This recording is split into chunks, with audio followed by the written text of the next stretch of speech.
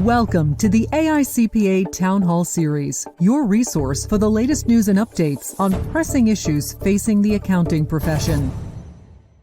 Good afternoon. My name is Michael Cerami, and welcome to this Thursday, June 22nd edition of the AICPA Town Hall.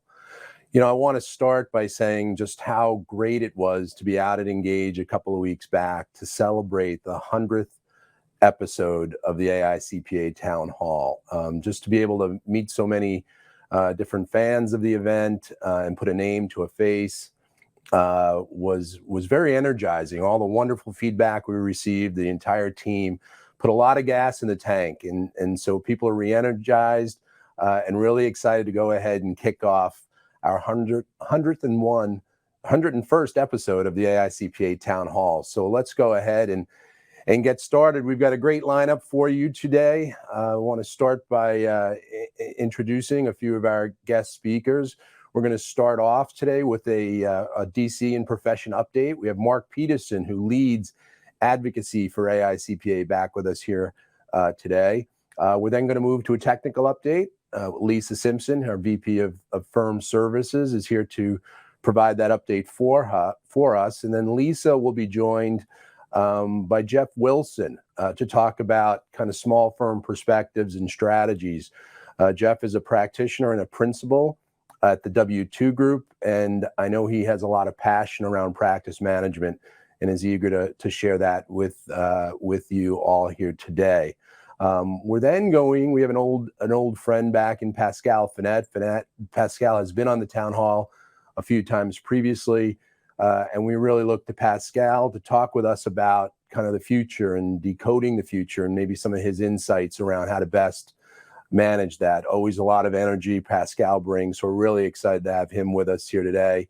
And then we'll move to open forum and some closing remarks. So let's go ahead and jump on in, and we'll bring in Mr. Peterson and Mark. I think I think we, those of us that thought the debt ceiling fun was kind of over and we were beyond it, I think it's time to think again. I think there's still a little bit more drama that lies ahead.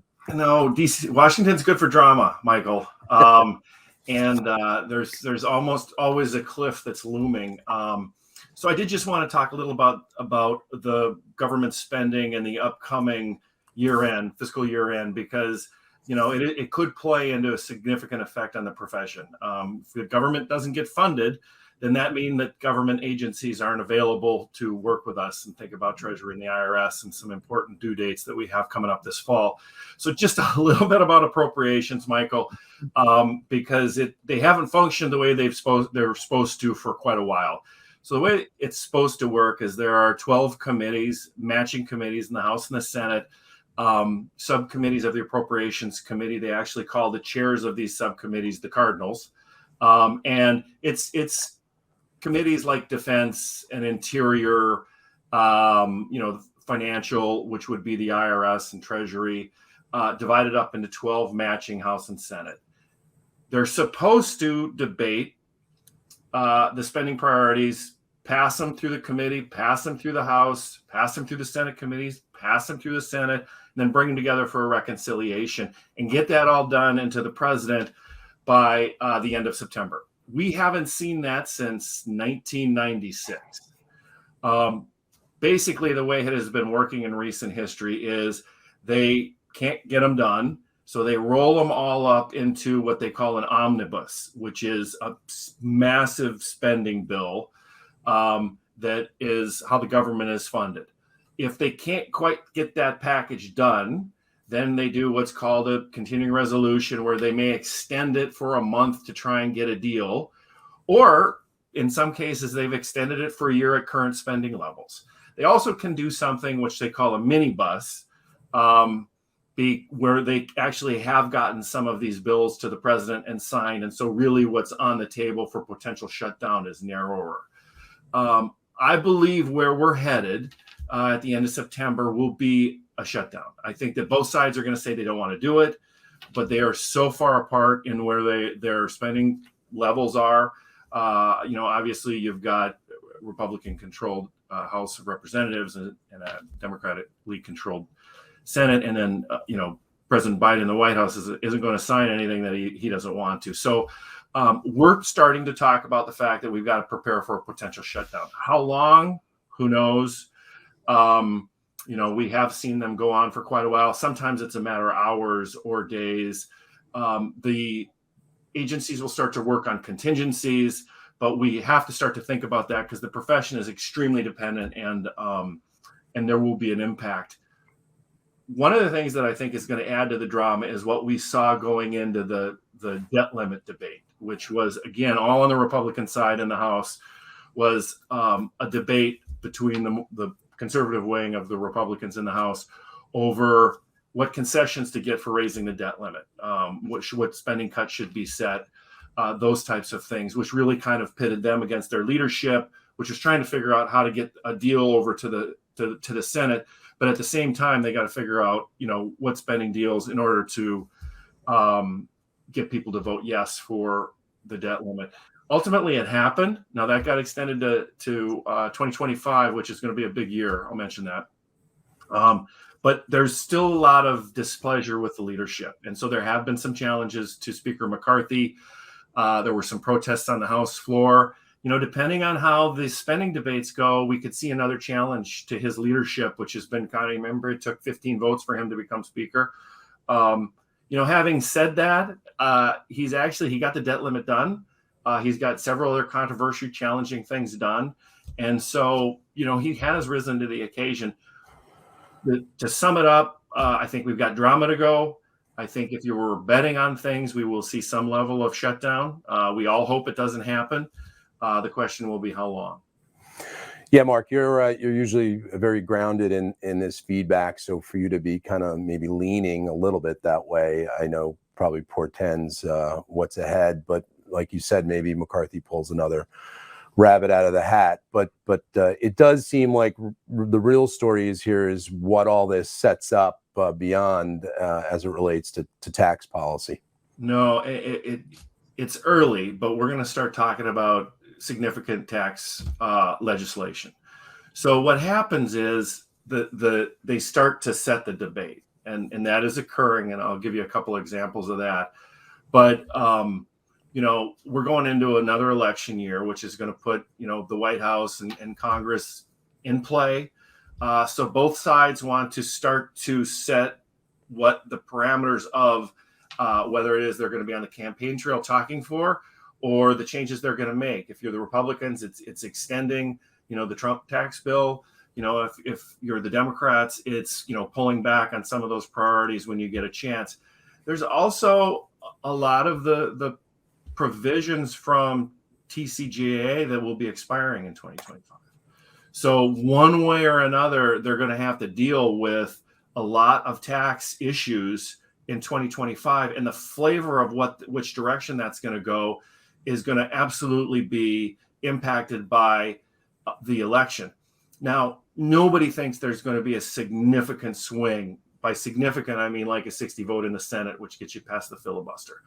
But it doesn't take that. If you remember, both the Biden tax bill and the major tax Trump tax legislation, they did it under reconciliation, which is one of the few things that you can use a procedure in order to get a simple majority. So, even a 50-50 Senate with a vice president breaking the tie, or a two-seat majority in the Senate can make the absolute difference. And then, of course, who ultimately signs the bill.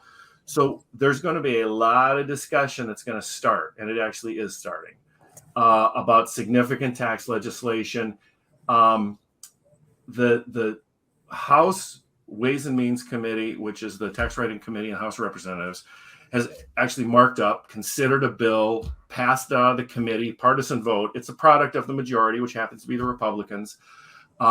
Significant bill, big. Okay, so this is really starting to lay the debate down, lay the framework, the blueprint for the issues that they want to move forward. There's some good stuff in there. Some issues we've been, the R&E tax credit, trying to figure that out. The 1099K, trying to get it back to actually what the bill does is it takes it back to, $20,000 and 200 transactions, which is a great outcome. whether it passes the floor, whether they have enough to pass the floor, yet to be seen. It's possible. It is completely unlikely this package as is going to pass the Democratic Senate. Having said that, we see priorities in there. We will comment on those priorities that are in there, and then some new things. There's some agriculture enterprise zones. There's some other tax provisions that our AICPA's Tax Executive Committee will definitely be commenting on, because we want to make sure that we are in the debate, and our thoughts are definitely considered as this moves forward. So this starts to be the discussion. Okay. The other thing that's a significant bill, think 2025, 2024 election.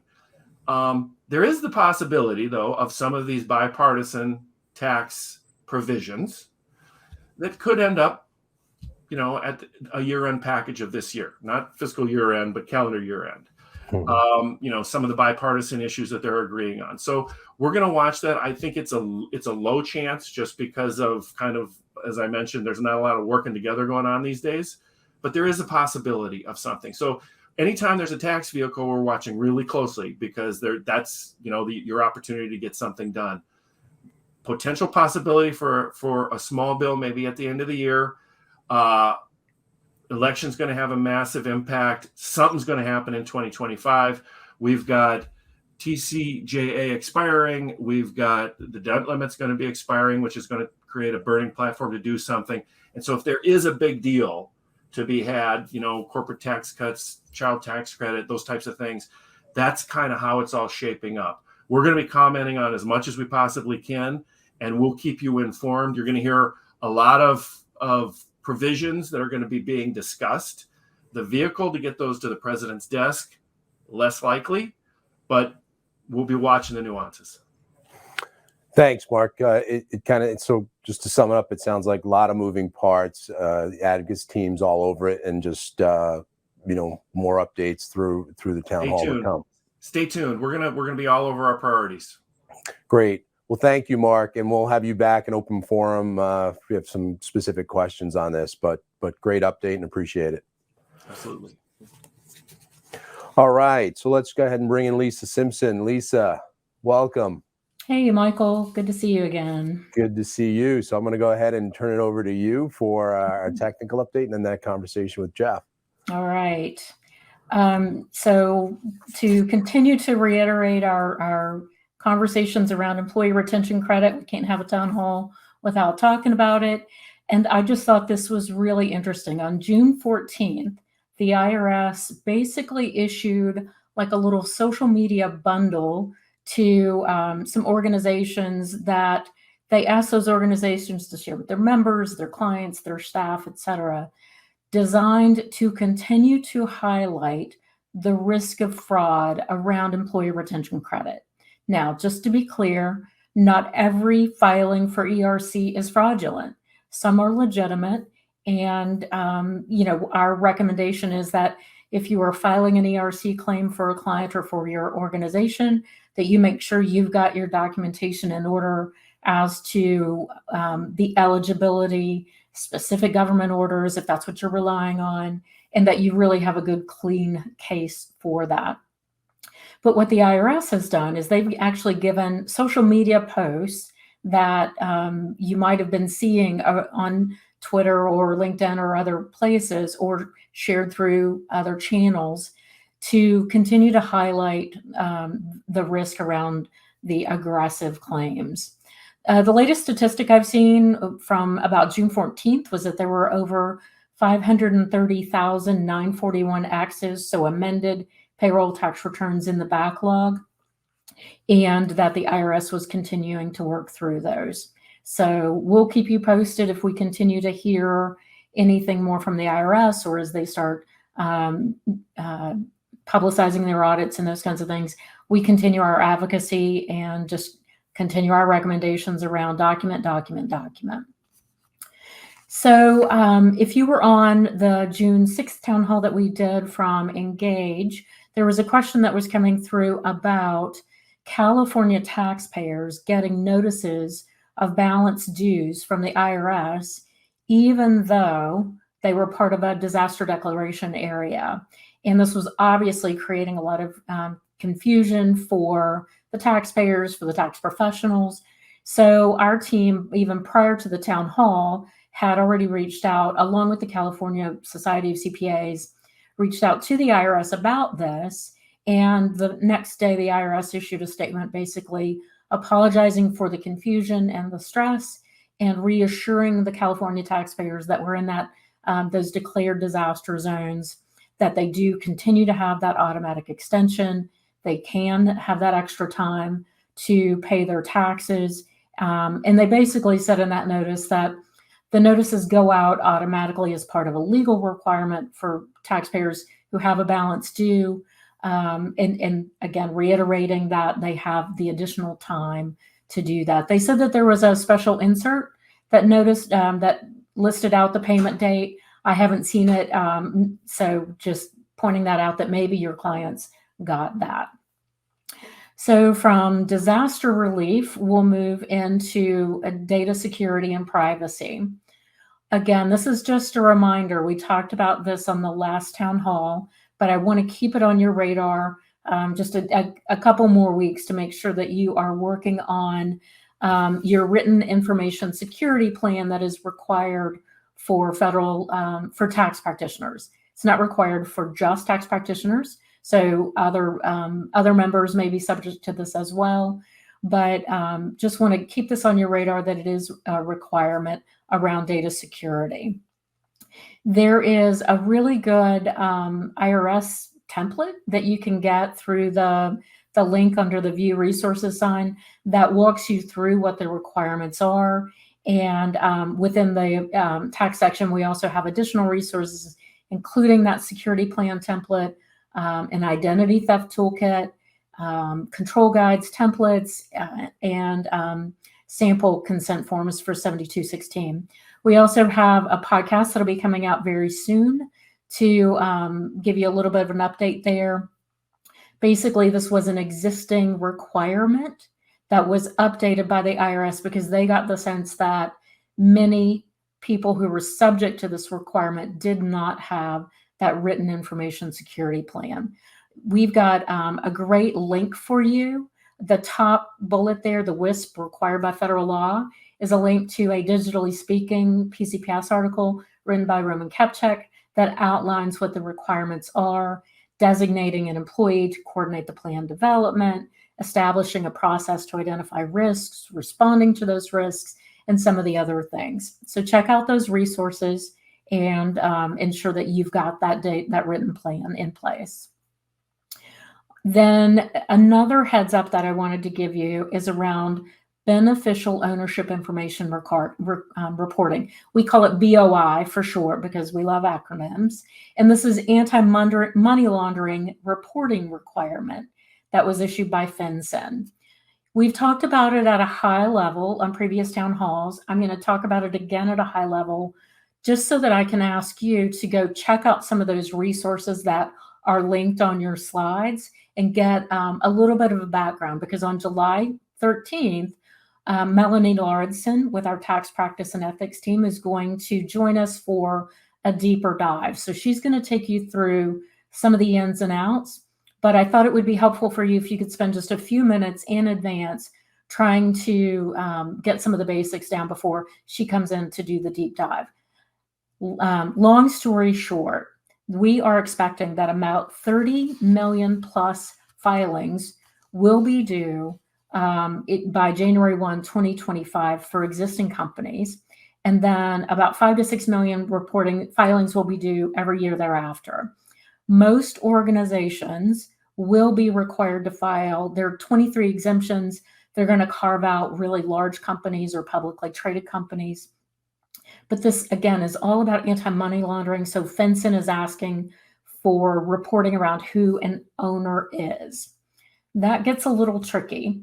And there are some conversations around whether or not CPA practitioners can help their clients with this without tripping into the unauthorized practice of law. There's a good conversation about that in the podcast that I've given you a link to. And again, Melanie's going to come in and give us a a deeper dive into it. So go ahead and start looking at that and keep that on your radar. More to come. And I think that's it for our technical update. So we've had our broccoli. Now we're going to have something a little more fun. We're going to talk about practice management strategies. And I'd like to invite Jeff Wilson to the team, or to the show. Jeff is an owner with the Wilson Group, or W2 Group. I messed it up already. And Jeff has been a member of the PFS committee. He is also an incoming member of the private companies practice section. He is a 40 under 40 Black CPA award winner and a Leadership Academy alum class of 2013. So I can already hear the Leadership Academy alumni cheering in the background. Jeff, thank you for joining us. And I wanted to give you a chance just to talk a little bit about your firm, and then we'll start talking about some of the small firm insights that I think you can bring to the audience today. Sure. Thanks, Lisa. Really appreciate it. And all of the Leadership Lab alumni, yeah, they're all jumping in the background. Appreciate it. Sure. So my firm is located in Prince George's County, Maryland. It's the W2 Group, and we are a specialized firm, boutique firm, niche firm. We specialize in doing accounting services, work for associations and government contractors. And I started that practice back in 2011. And Jeff, prior to starting your firm, you were with a Big Four firm. You were in business and industry. So as you decided to go start your firm, what was important to you? Why did you want to start your firm? Yeah, so I wanted the work-life balance in a traditional CPA way. So my original idea to get here is kind of hilarious. I just wanted to do taxes. I was a younger CPA at the time. I just wanted to do taxes, have a nice 6-figure living, and go away. The old school traditional way of doing tax. Be here till April, May, go away, and then come back and do a few things. And it would actually end up turning out to be my experience in industry, as well as in industry, as well as in the Big Four. It led me to different services or different client needs. So they wanted just a lot more advisory work, whether it's like CFO work or accounting services, being able to be prepared for audits. So that led us taking a different direction, maintaining the traditional tax route, but we end up having to kind of add these additional services based on clients' needs. And that's really, over a period of time, pushed us to this niche-based firm as a result. So you didn't start as a niche, right? No, I really wish I did. No, we did not start as a niche. Originally, it was just tax. And one of our earlier on clients, which were condo associations, we worked with those, but we had everything. I think I mentioned to you, one of our goals, we are a QuickBooks based cash firm when we're doing cash. And that's always been the case. And we end up being the top rated QuickBooks ProAdvisor firm in the area, in our zip, which led to all of these leads coming into our office from all of these different types of entities. And it was a great business strategy at first. And then it kind of turned out not to be so great because we had all these different types of clients. And we spent a couple of years, embarrassing to say that, it's been us a couple of years trying to wind that back down to our specific niche, which is association and GovCons. But yeah. And so what do you see as the advantages of niching, especially as a small firm? And I'm gonna tease you up with because there's only one Jeff. I love that. There you go. I appreciate that. I'm gonna tell my son that too. So So the thing about niching is the thing I love the most is we're never starting from scratch. We're never starting from scratch. Whether it's employment, when we're looking to hire new people, we know exactly what we're looking for. We can we don't need to flim flam. We know exactly what the skills needed. We know the type of background that individual likely has. We know probably where they've worked at. And so even in the interview process, we don't talk around. We kind of get straight to it. So it makes it just more in depth from there. When we're onboarding a new client, we're never starting from scratch because we've seen that client so many times that we already have it there. So we're just saving a lot of money when we're bringing clients on. And so you just never starting from scratch. There's so many ways that you kind of benefit from having that niche and that focus. And when we actually training staff, if it's me and another senior on my team, I can train that person. We can kind of interchangeably do it. Why? Because we're doing the same. We have that niche. We've done it so much. And so it's just a process that keeps on giving. And what I love is that it kind of builds in that discipline that I think is so important in choosing who your clients are, who you're going to accept in the door. And so you've got that built-in client acceptance discipline mechanism by saying, this is in my niche. Okay, I'll talk to them. Not in my niche, refer them out. And I'll tell you, we get calls now, and it's not even really a sales call, right? Clients that fit our specific niche, and they can hear that we know what we're talking about, and they've talked to other practitioners or just any other individual consultants, and they know, okay, you guys really know what you're talking about. So it makes it more of a conversation, less of a sales pitch. So once again, you're not starting from scratch, and that's been just extremely valuable for us. And I know we'll talk about KPIs, and it helps with one of those KPIs that we kind of look at from a firm perspective, and when it comes to LTV of our clients. So it makes you, even though you're a small firm, it makes you a thought leader in the space. You're recognized, and you're getting that recognition before they come in the door. Yeah, it's more of, hey, we've seen you, we know you know this, can you help us? Versus, hey, tell us about yourself, Jeff. It's not that conversation. It's, hey, let me tell you my problem. We've already bought into your understanding and your leadership of knowing the subject matter. So it makes it just an easier conversation for the practitioner. Perfect. So I pulled this quote because I thought it was really relevant for the conversation we were having today. The essence of strategy is choosing what not to do. And we've got some resources to help you as you're thinking about what you want the future of your firm to look like. So on the last town hall, I announced that PCPS had released its strategic planning toolkit. So I've given you a link in the slides to the toolkit that is a step-by-step process. Within one day, you can create a shared vision within your firm of what you want your firm to look like. It's got guided videos, charts, and all the information you should need to help get those conversations all the way through to an action plan at the end of the day. And then the first link on the slide is to an article that we just released that kind of sets some of the framing around that. All right, so Jeff, I promised I wanted to talk with you about three things. First was niching. Second is running your firm like a business. So from my perspective, the last 3 years have been just kind of a real challenge for firm owners because there's so much work, so much that needs to be done.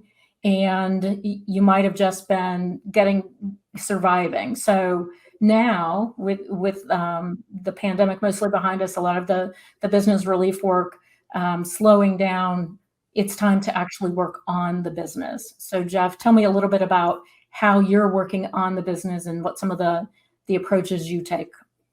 Yeah. So one thing that we did during the COVID era is we really focused on building an infrastructure internally where we could really monitor what was happening on the business, right? So that meant really building the systems internally to weed out clients or possible prospects that didn't fit. So like you said, really saying no to the right person and having that message of yes to the right client. That's what we really worked on there. That made it easier from a marketing perspective. Our marketing very much streamlined. We know exactly who we're talking to. We know exactly where they're at. So we kind of worked on a lot of those areas there to just streamline our process, who we were talking to. And because we had got to this a bit earlier, I think we would say like, you can have gunk, right? When you have so much work and you can't even process it. We didn't have as much of that in that COVID era because we knew what our client was. We knew what we wanted. So we didn't have this where we needed to kind of take a break or have a breather because we had so many things come in. We weren't taking everything that came in. We kind of took what we needed. And our process kind of allowed us to do that and be creative on the other end. We were very creative in that and during that time. Being like tech forward, is that what you mean by being creative? Yes. Okay. Very, very creative in building the technology systems that we felt were going to be needed. That is, as far as being able to monitor our clients, monitor the firm. I say that again because that is a very big issue, or a big thing that we see in small firms is a lot of people they don't know the pulse of the actual firm, not the firm owner, not the practitioner. My heart is beating. I know that. What is happening to the firm? How fast is it going? Is it missing some things? So we really focused on building that infrastructure around, so we could really have a real good feel of what was going on from the firm, from the leads coming in, how many prospects were coming in, how many were we closing, just a lot of those items there. So from a practice management standpoint, and other than business development, what are some of the key performance indicators that you're monitoring on a regular basis? Right. So things that we monitored on a regular basis, we looked at lifetime value of the client. And whenever you're niching, that's probably the first thing you want to look. What clients, and that's how we got here, Lisa, is what was the long-term value of the clients that we had? And we kind of figured out our niche because we were like, hey, the long-term value of this type of client is really what feeds us. And that allowed us to kind of get to the niche. We looked at revenue per professional. We wanted to make sure that we were obviously still in line with that revenue per head count. Right now we're about 10 FTEs at our firm. And then we looked at some other things that from the service line, which are not traditional. We looked at email response time. How fast were we responding to our clients, and the number of jobs completed for our clients, what a lot of firms don't track, but we wanted to, for two reasons. We knew in COVID that there was a lot of communication going on, and we really wanted to monitor that to really see what was the value we were giving to our clients just on a transactional basis, and then how was that looking for jobs completed. And that allowed us to adjust our pricing upward, because we were able to really see, hey, we're communicating, maybe we touch a client maybe 100 times a year, and we were able to kind of talk about value with that client and say, hey, this is what we did this year. And we tracked that. And we had a lot of clients, as we introduced our price increases during that period, no argument, no problem. They're like, wow, we didn't realize we did so much for you. So those are some of the kind of unique kind of indicators that we looked at from the business side of practicing, right? The business of accounting that we did. That's going to really make us valuable going forward. I like that. One of the things you talked about when we were nerding out on benchmarking results was that you actually, by looking at some of the benchmarking surveys, you realized that you were underbilling your time. So how are you using benchmarking tools, and what are you doing with those results? Yes. And actually that was one of the metrics we paid attention to as well. That's on the KPI is, partner bill rate. Right. And mine was, unfortunately below what we were seeing, but that was very helpful when we were doing this analysis of our own firm. We looked at a lot of the surveys. We looked at the AICPA mapping survey, which was helpful for us because one of the good things I love about it is the different dimensions based on firm size, but also the regions, right? So we were able to kind of look at that and kind of say, okay, here's some tweaking that we need to do here. And so one of our annual processes, we kind of reset. We start in September. Is starting to kind of gather up our metrics as a firm as how we operated, comparing that to what we see in the mapping survey to really figure out what areas that we want to kind of work on or where we may be below average, and make a decision if we want to fix it, right? Or if we want to be within that range. Because sometimes we know we don't plan to be in that range for a reason. So the one thing you have to always look at these KPIs and benchmarks is what's the plan? And that was really helpful for us to look and kind of see, yeah, we were out of range on billable rates, but we also understood we had some things that we were really doing well. When you looked at the survey, we saw, hey, we were what we wanted to be. We wanted to be an evolving firm. We wanted to know we were moving with the times, and we could see that by the makeup of our business compared to others where, tax is traditionally still one of the largest services that you see in the mapping survey. Well, we were kind of upside down. So we knew we were going in the right direction. There were some things we needed to fix, but we knew, hey, tax wasn't a 70, 60%. Not that that was a bad thing. It just wasn't our intention. And we knew, hey, traditional firms are going to have, these firms in this size are typically 60, 70% on the tax side. And we were actually the opposite. And so that was our indicator in using the mapping survey to say, hey, we're on the right direction for where we're trying to be. That's great. So this is my opportunity for the last shameless plug to participate in the PCPS benchmarking survey. It closes June 30, and we'll have results out in the fall. So No perfect change. timing as you move into analysis season. So Jeff, we've got a couple minutes left, and I want to talk about something that's really important to you, I know, and that is getting involved in the profession. So, as you and I were talking, you've been on my radar for a while because you literally are everywhere. It's like, oh, there's Jeff again. Oh, there's Jeff again. So talk to me a little bit about, you've got limited time. You're a business owner.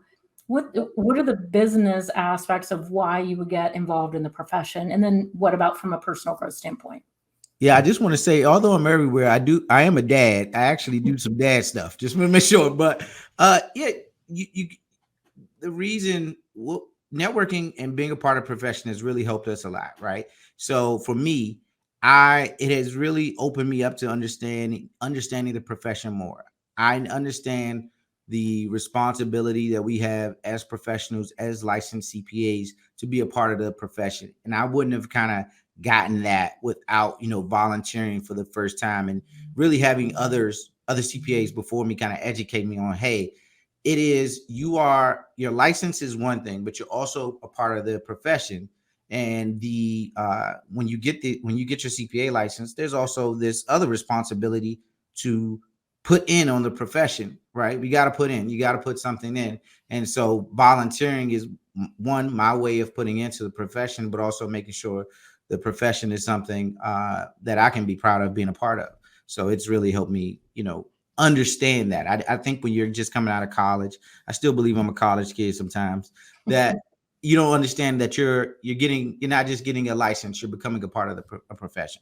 And it's helped you from a business standpoint because you've used your volunteering to connect with firms that are both bigger and smaller, to find ways to collaborate, to find ways to work together, to help both parties grow, right? Yeah, absolutely. Yeah, as I was mentioning, I was just at a gala last night, and I seen a partner and was of a larger firm, of a top 100 firm, and was able to say hello and shake hands and talk about what was going on, and able to network and possibly build some business there. But you don't get that visual if you're not networking, you're not being a part of the profession, and that's the great thing. I think us as practitioners, we also are proud, and we also talk to those who are really being a part of their profession, really being active in different ways. So that's really helped me build relationships with larger firms, as well as smaller firms or practitioners.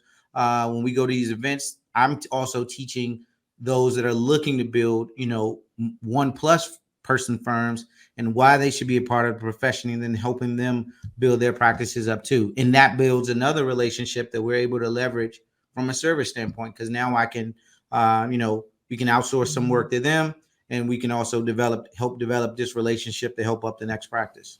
That's great. And we've only got about a few seconds left, but this is my shameless plug for volunteering for the AICPA committees, volunteering with your state society, your state board. And if you've got young people in your firm between the ages of 25 and 35, it can be business and industry as well. Consider asking them to apply for Leadership Academy. Thank you, Jeff. I appreciate your insights and your passion for the profession. Thanks, Lisa. Appreciate you. Thank you, Lisa. Thank you, Jeff. I can say that discussion connected with so many attendees on so many levels, just the practicality of it. So thank you both. We'll have Lisa and Jeff back in just a moment for Q&A, open forum. So let's move now to our next guest, Pascal Finette. Welcome back, Pascal. Michael, thank you so much for having me. It's great to see you. Pascal is a good friend and someone we at AICPA and CPA.com have been collaborating with really for the past 5 years. And Pascal is kind of our subject matter expert, chief energy person as it relates to maybe making sense of where the world is going, kind of innovation and future state. And so we're really excited to have him with us here today. Pascal is the co-founder and chief heretic of Be Radical, and Be Radical really does focus on all aspects of innovation. And again, we've collaborated with Pascal quite a bit over the last few years and have put out a lot of resources around innovation, emerging technologies, the future of work, resources, toolkits that are all available free of charge on the CPA.com website. So please go ahead and take advantage of them. But Pascal, what we wanted to talk about here today is you're out with a new book. And we kind of want to make the connection between some of the principles in that book and really some of the conversations we've had as recently as a few weeks ago in the town hall, specific to kind of generative AI and how we see it impacting the profession. But I know the book is sort of essentially a triptych, which is the kind of convergence of three connected principles. But maybe we can start with you, and I know in writing this book, you kind of interviewed 50 plus thought leaders around disruption and innovation. And maybe we can start with you just kind of telling us a little bit about the impetus for the book and this whole concept. Yeah, absolutely. So the origin story of the book is I spent my whole career thinking about innovation and disruption. And quite frankly, I got over the last couple of years, I got pretty dismayed with the use of the word disruption because it's being thrown around and essentially has become rather meaningless. So about 4.5 years ago, triggered by a couple conversations I had with truly incredible leaders who managed to transform their organizations and stay relevant over really long periods of times, we started interviewing people and looking also at our own body of work, but really interviewing people and asked them one simple question. So we picked truly the best transformation leaders in the world across industries and asked them one question, which was, don't give me the strategy, don't show me the PowerPoints, just tell me what the heck did you actually do? And what's so fascinating is when you ask that question, you get some really interesting insights. And as you can imagine, if you speak to enough people, you get enough interesting insights. They then form patterns, and those are the patterns we have laid out in the book. And very briefly talking about this 3-step we have in the book, we talk about first decoding the future. This is really your ability to better read the tea leaves which make up the future. And of course, if you've seen any of my work we've done with the AICPA, and I invite you, as you already mentioned, there's lots and lots of resources which we made available for free for the profession. There's a lot of work we have done in anticipating the future. Then the second one is really this idea around disruption. And the perspective we have on disruption is probably somewhat antithetical. So instead of continuing to ask ourselves, what's new, we ask ourselves the opposite question, which is, what is actually not going to change? And that's an important question to ask because really, that's what you build your businesses on. And I was just at the G400. We had a wonderful conversation about the impact of AI. And I pointed out to people, really, if you're thinking about this as a practitioner in the profession, really asking yourself the question, your client needs, they're actually not changing. Your client still wants to have peace of mind, better financial planning, whatever it is they come to you with. What changes is the way how we are doing these things. And that's the reason why we call this notion around disruption state changes. So you go from one state, one way of doing things, to another way of doing things. And really AI is nothing but a massive, admittedly, massive state change. So the fundamentals don't change. And the last one is then really is around transformation. And that's the question of how do you as an individual, as a leader, and as an organization act in terms of the do's and the don'ts, in terms of like, how do you actually move forward in this future? So that's what the book is about. We did our utmost best. And if you know me, I'm always really focused on keeping things short and concise. So we did our utmost best to put all of this relatively condensed information into a little less than 250 pages. So it's a quick read.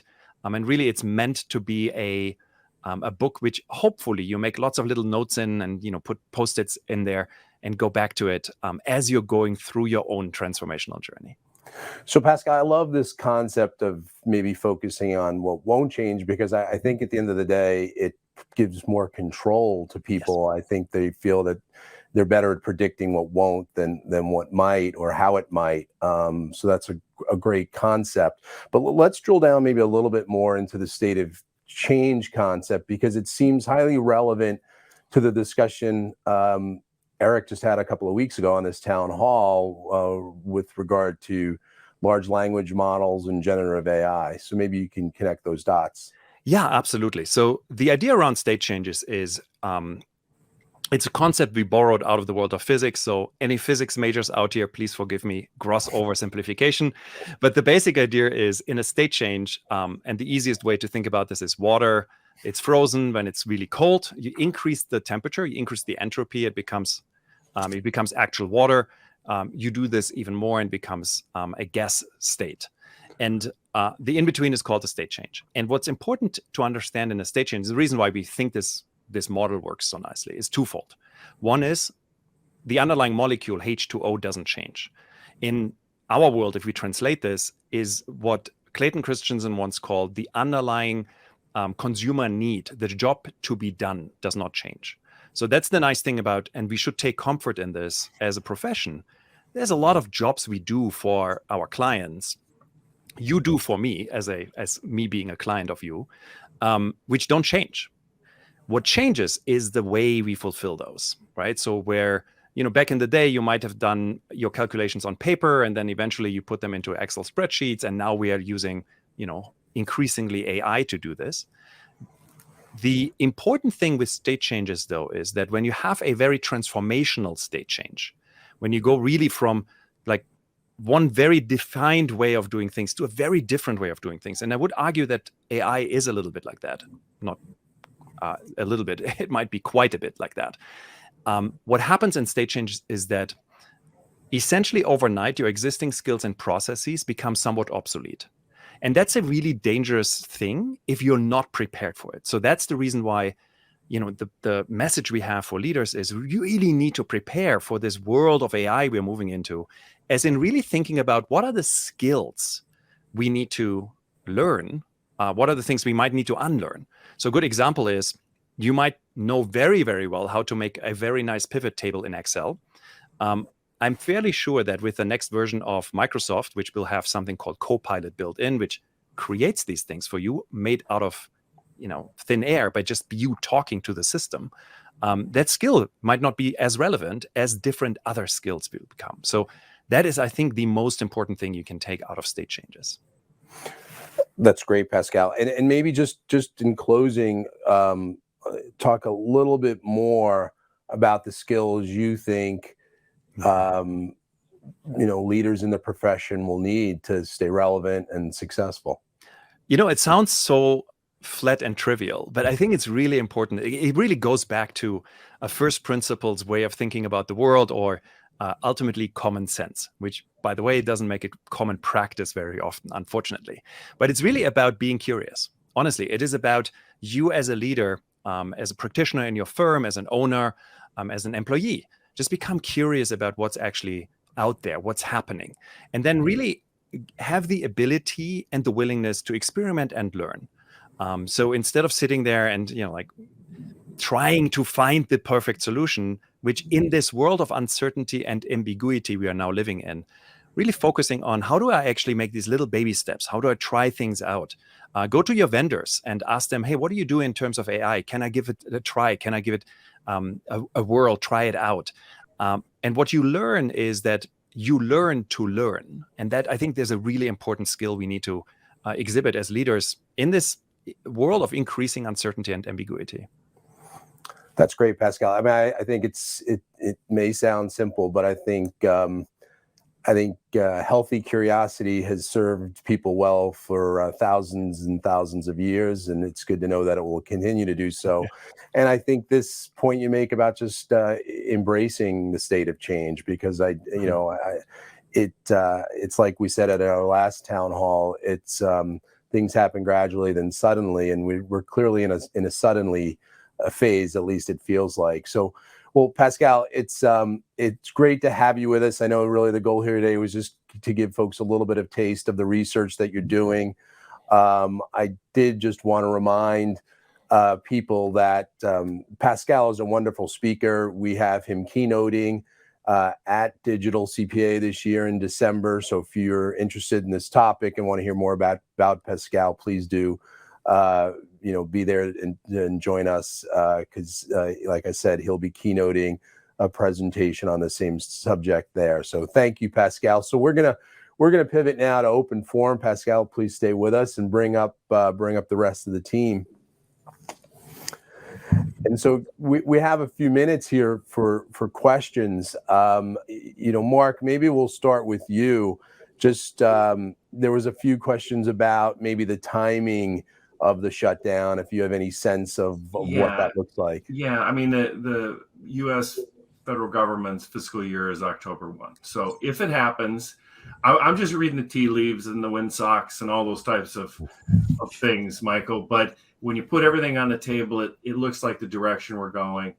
Nobody wants it to happen, but when we see it, kind of the gaps that we're seeing, we've got to start to prepare for it. But that's when it would happen.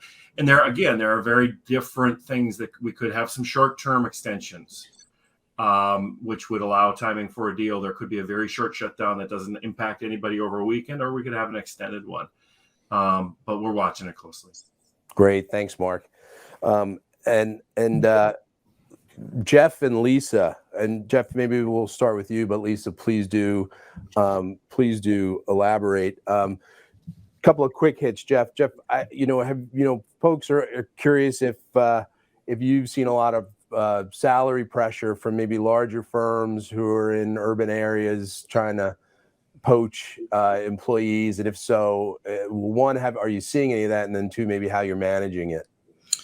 Yeah, it's probably one of the harder things. As you know, the demand for people is high, right? So you're definitely we're seeing that. We would love to say that the wages were a little bit, yes, but we are seeing that pressure. The one way to deal with that is just the old fashioned way, right? Have a place that people want to work at, that, maybe they get a better salary, but they think they're going to enjoy the culture of the firm better. There's going to be some flexibility around remote work. That has to be a thing. So our team, some of our staff are remote in a totally different state. We have we're probably a 60-40. We're in Maryland, but 60% of our team is actually in Florida. And those that are in Maryland kind of have a few days that they actually don't come into the office. So you're going to beat back that pressure by work culture is what we've kind of determined. That's going to be our best way of doing it.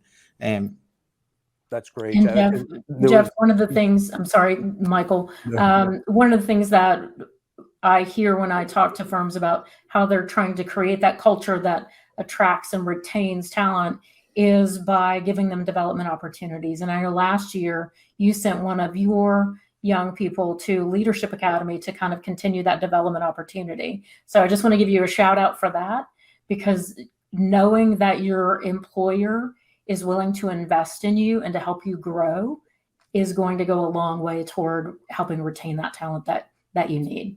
So just a plug for Jeff. No, thanks. And we do that for our interns too. So that's another plug. Like we send them away. Like we have John, and he went to the MACPA, the Maryland CPA. So we really try to push that out. And that's how it's very hard to fight dollar for dollar and that thing. So it's work culture. That's really how you're going to.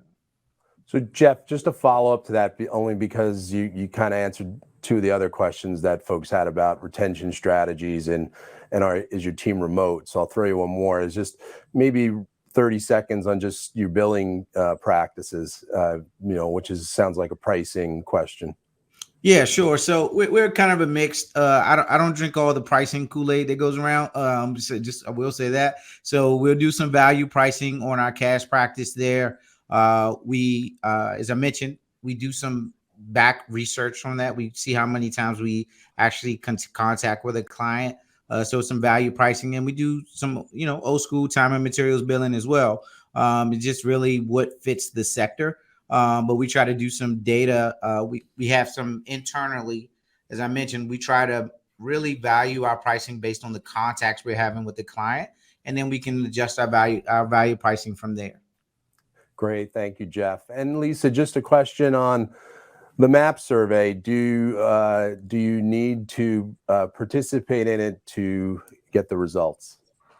The real value is in participating because that gets you access to, depending on whether you're a PCPS member or not. If you're not a PCPS member, but you participate, you'll get personalized results against the medians of the survey responses. If you are a PCPS member and you participate, you get access to this amazing dynamic platform that lets you filter your results in truly 100 different ways. You can do it by region, you can do it by state, you can do it by revenue band, you can do it by area of practice. So a lot of dynamic functionality if you are a PCPS member and participate. And if you're not a PCPS member, then the question is, why not? That's right. And just to build on that, Lisa, there were an awful lot of comments positive on the strategic planning toolkit that PCPS puts out, and just how simple it is and how much value there is there. So just a shout out for that from the members at large. So great job on that to you and the team. Pascal, I'm going to give you final question. It wouldn't be a webcast maybe without talking about ChatGPT. So I'm going to give you the very profound question of what do you think what type of impact do you think ChatGPT will have on the accounting profession? Massive and none. I think the thing which people need to understand is, and I like to point this out, ChatGPT is good at certain things. ChatGPT is really good with language. Someone once called ChatGPT a calculator for words.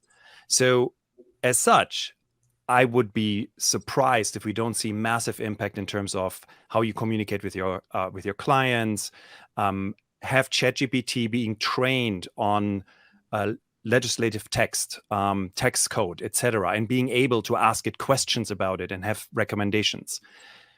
All of that is phenomenal. What ChatGPT, at least for now, is not really good at is facts. So I would personally, if you would be my accountant and say you're going to do my tax return with ChatGPT, I would probably not want to work with you anymore. There's a really interesting example. Recently, someone asked ChatGPT how many N's are in the word mayonnaise. And ChatGPT said, depending on time of day, no N's in the word mayonnaise. Or it said very confidently, there's 2 N's in the word mayonnaise on the 3rd and the 8th position. So a system which can't even tell you how many N's are in the word mayonnaise. And granted, that's a hard word to spell. I know, spelling bee contest. But still, like that system, I would probably not trust to do my tax returns. But it is incredibly good with text and language. So as such, I think the tea leaves are a little out there. We will see massive impact of it, but I don't think it will be the end of all in terms of like the profession. Thank you, Pascal. Well said, and more to come on that. Just a big thank you to all of our speakers. Great broadcast here today. So let's just kind of in our final minutes here, just want to remind everyone that we announced that on the 100th episode, you can gift 1 year of the AICPA Town Hall. So we do hope people will take advantage of that and just submit it, that request to cpa.com/town hall. Lisa, your final plea for the MAP survey? I said earlier it was my final plea. Apparently it wasn't. This is my final one today to participate in the MAP survey. It really does get better and better with the more information that it gets. So just give that a consideration. Great, Lisa. And I think Jeff said it well. I mean, benchmarking is how he makes him and his firm better. So you get out what you put in. So we do encourage folks to be on the lookout for that. Again, just a reminder, we covered this a couple of weeks ago, but for those interested in learning more about generative AI in the profession, there's a ton of free resources out there available on the website. We have a lot of activities planned around this collectively the balance of the year. So please do stay updated with that. Again, just in summary, we talked about 225 tax legislation process underway, and the 24 election will be a key determinant in that. We talked about that some of the spending disputes seem to be resurfacing, talks of a government shutdown. We even got Mark to call it more likely than not. Lisa covered clarified the new IRS statements, both on ERC and the California balance due notices. Great discussion with Jeff Wilson and Lisa on small firm strategies. And again, we thank Pascal for providing a little bit of insight on how to best maybe manage all of the change that's coming at us. Big reminder that our next AICPA Town Hall will be July 13th. It's a little bit off schedule because we have a 2-week break for the 4th of July holiday. So just again, please mark your calendars. We have July 13th and July 27th as the next 2 town halls. And with that, just a really big thank you to all of you for tuning in. And again, anyone wants to go back for the on-demand schedule of recently recorded town halls, it is available to you. So thank you and have a great day. Thank you for your participation. You can now subscribe to the AICPA Town Hall series on your favorite podcast platform, as well as watch archives on YouTube and AICPA TV. Tune in for live broadcasts Thursdays at 3 p.m. Eastern Time.